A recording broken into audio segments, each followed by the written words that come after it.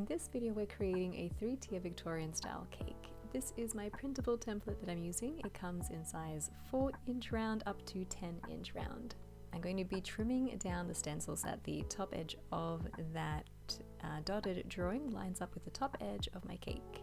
There are little dash lines that go up by centimeters so that you can trim it down and keep your cutting nice and straight.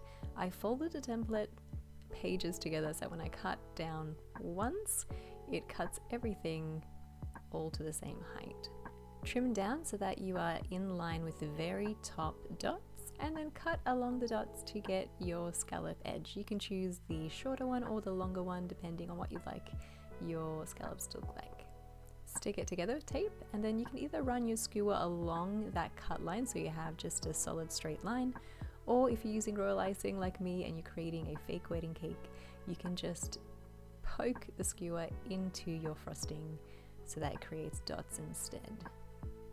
I'm then going to create a second row, so I'm very simply just going to cut down the stencil along one of those dash lines again to lower that stencil, line it up with how it's sort of fitted with the previous row so that they're seamlessly kind of lined up, and then follow that all the way through to however many tiers of cake you have. The 32 piping tip is what I use at the base. Now I'm using the 104 to create these ruffles, and then the 32 to create the shell border. I like to use these templates more than cookie cutters because that very last scallop that you add to your cake is always shonky. You always have to make that the back of your cake. With these stencils, they're measured out for your cake, so you basically start and end almost in the same place. It'll vary depending on how much frosting you've added to the side, but you're still going to get enough coverage by that stencil that it will look basically seamless. It also helps to keep the scallops at the same height as well throughout the cake.